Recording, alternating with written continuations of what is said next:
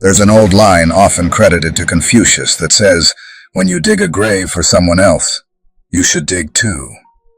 But even that wisdom doesn't fully capture the depth of what unfolded here. Your betrayers weren't merely digging. They were obsessed, frantic, almost intoxicated by the idea of erasing you. They leaned so far into their hunger to bury you that they never noticed the ground beneath their own feet giving way. In their minds, they were strategists, invisible hands moving pieces across a board you didn't even know existed. They convinced themselves they were operating from higher ground, gathering information, stacking rumors, assembling fragments of your life into a weapon they believed would finally silence you. What they failed to understand is that obsession distorts perception. The harder they stared at you, the less they could see themselves. And in that blindness, they stepped directly into a fate of their own making. The investigation they launched wasn't a net cast around you. It was a mirror, slowly tilting back toward their own faces. And by the time they realized what they were really looking at, it was already too late. They told themselves they were careful, disciplined, methodical. But paranoia doesn't sharpen the mind. It fractures it. Every click, every whispered conversation, every late-night message exchanged under the illusion of secrecy was fueled by fear, disguised as strategy. They watched your social media, combed through your history, cross-checked timelines, interrogated mutual connections, and dissected your words as if meaning itself could be weaponized. Yet with every step deeper into your life, they left pieces of themselves behind. Research shows that those who obsessively spy on others inevitably expose their own insecurities, because fixation always leaks intent.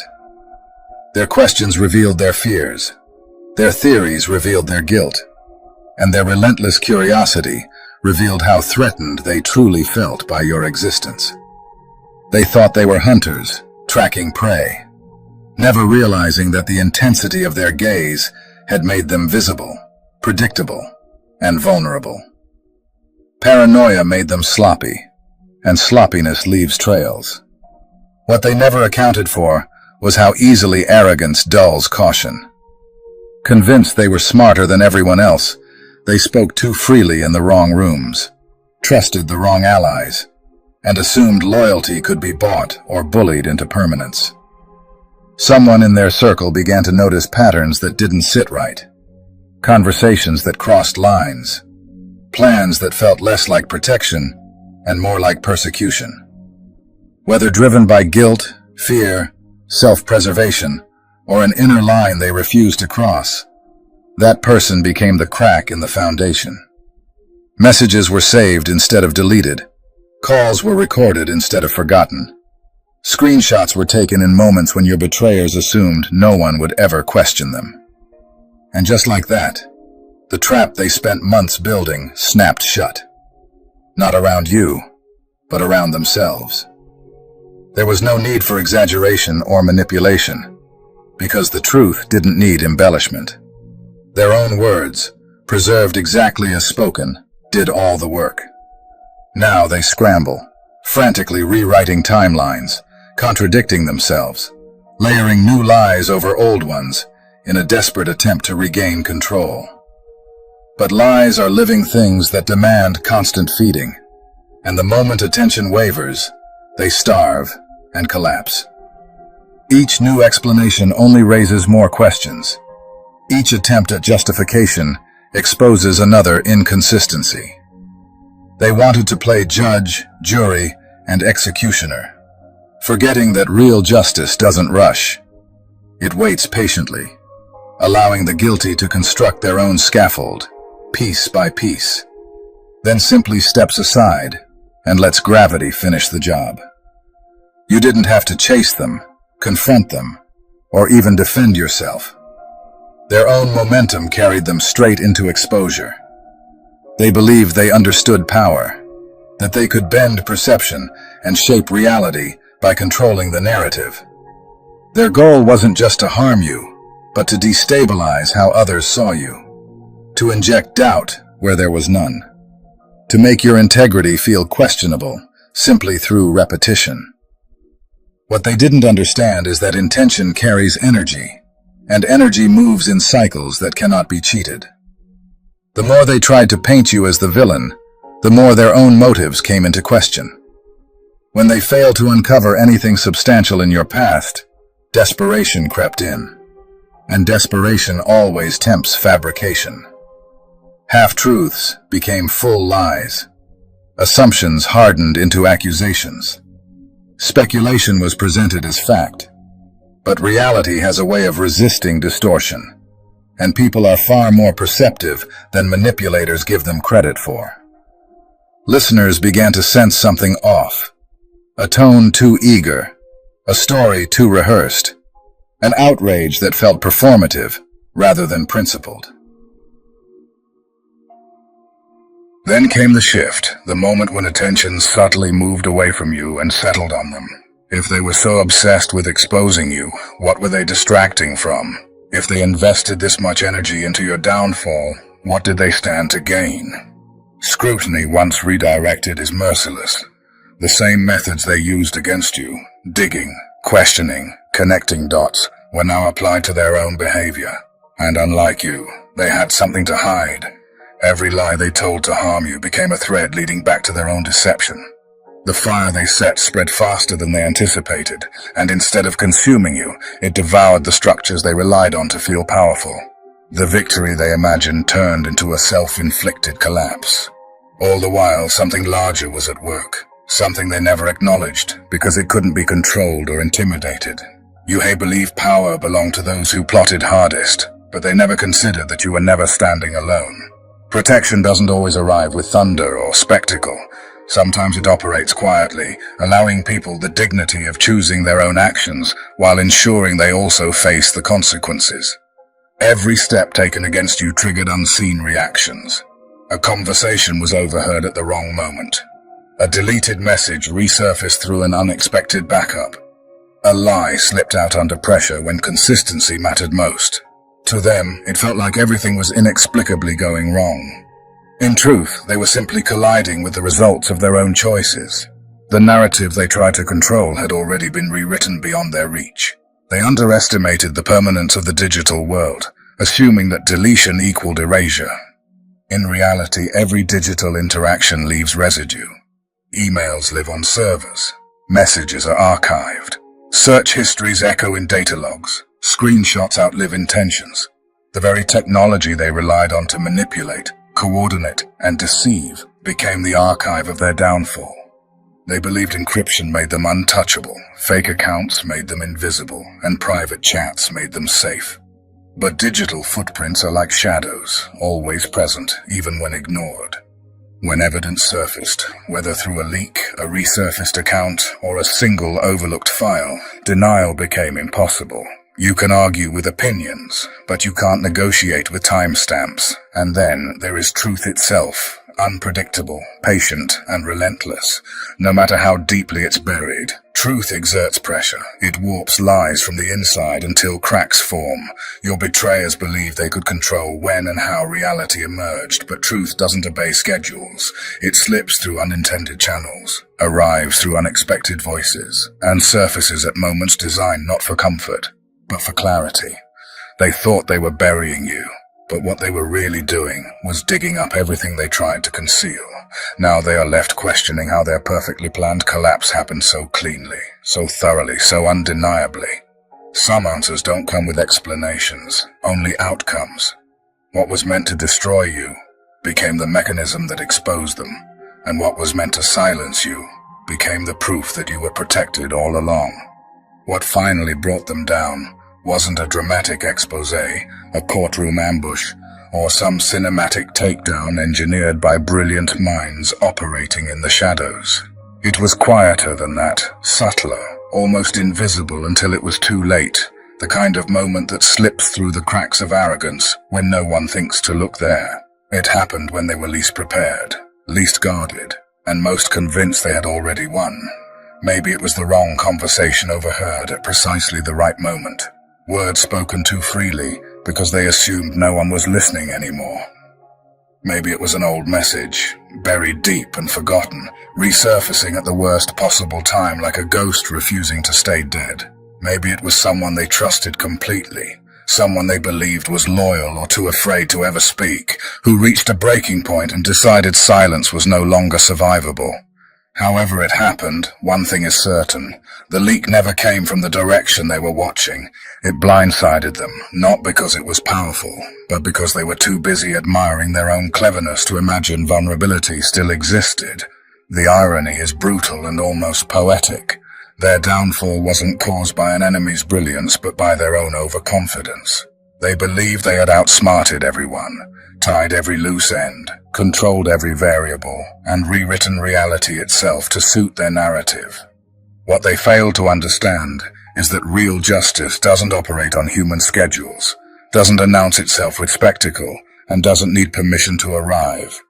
It waits, patiently and silently, and when the moment is right, it enters without warning.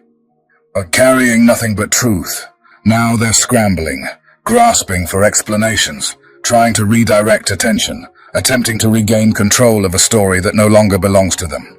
But it's too late. The truth is already out, and it didn't need a press conference or a grand reveal. It only needed one unexpected moment, and in that moment, everything they built on deception collapsed under its own weight. They spent years mastering the art of concealment, crafting lies so polished, they began to believe them themselves, moving through the world with the swagger of people who think they are untouchable. And yet, the confession that destroyed them was never forced. It wasn't dragged out in an interrogation room or cornered by some master strategist. It slipped out naturally, almost casually, because guilt always finds a way to speak when given enough time.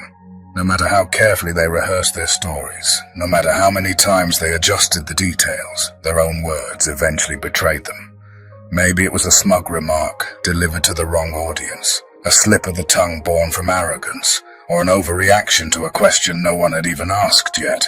Maybe it was the way they over-explained something trivial, or the sudden panic in their eyes when they realized they'd gone too far. Lies are exhausting, and the longer you carry them, the heavier they become.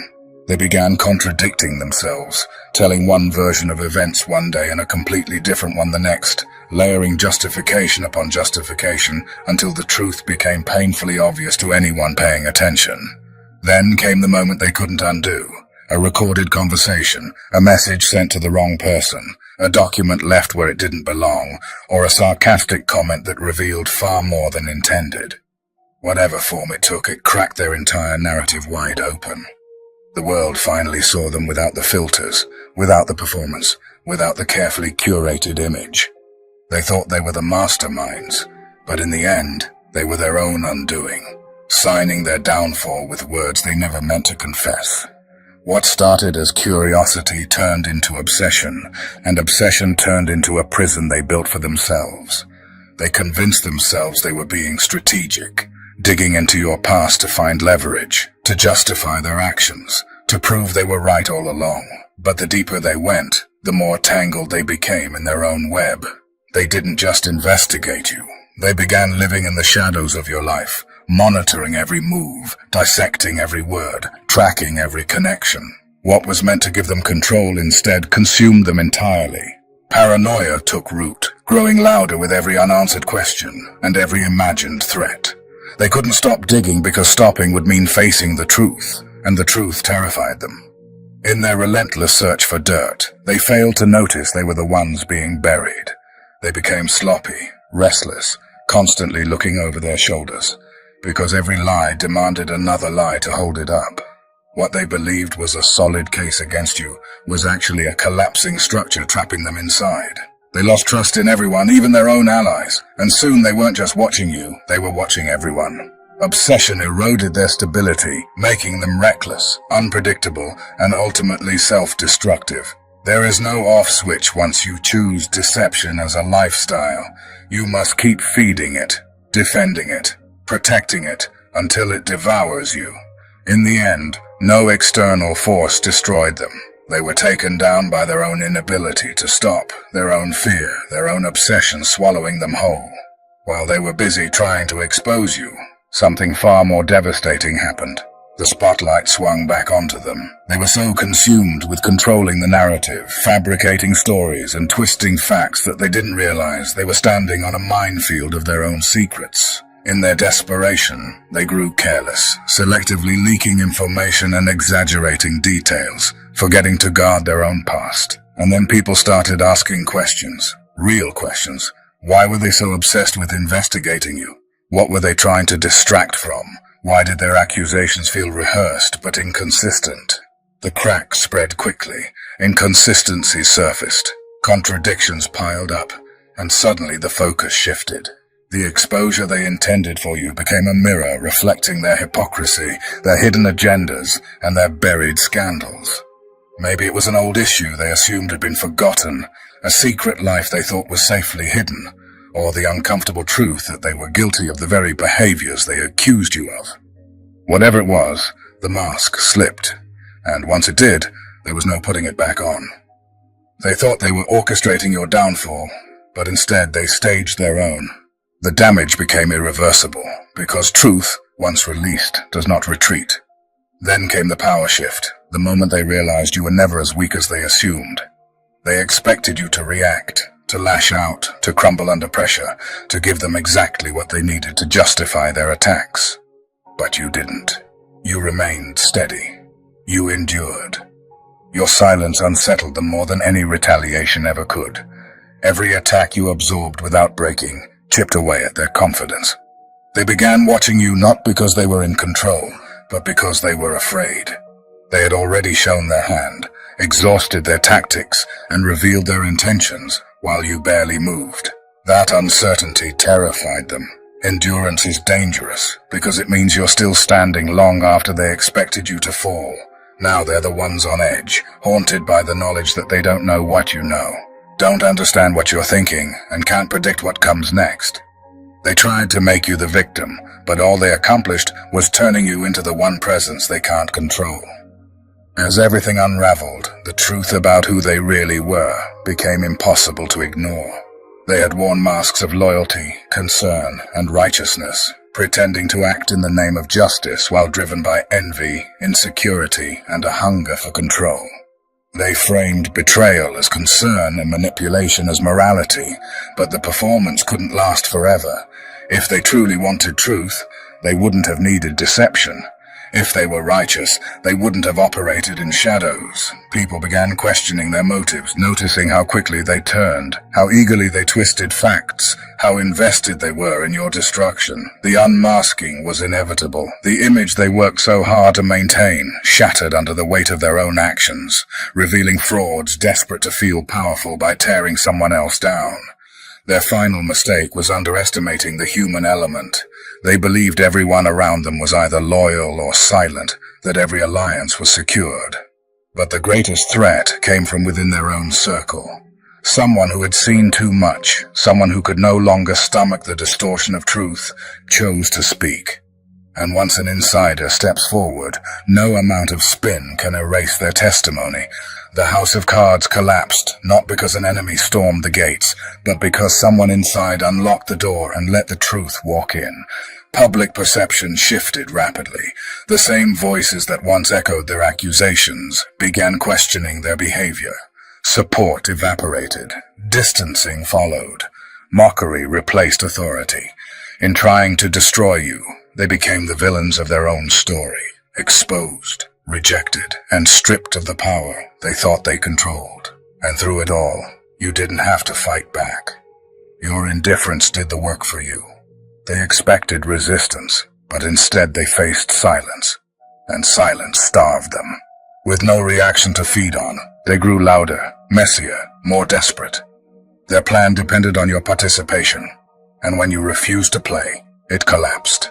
That is the ultimate irony. Their obsession with you didn't weaken you, it refined you. Every attack sharpened your awareness, strengthened your discernment, and pushed you into a level of clarity they could never reach.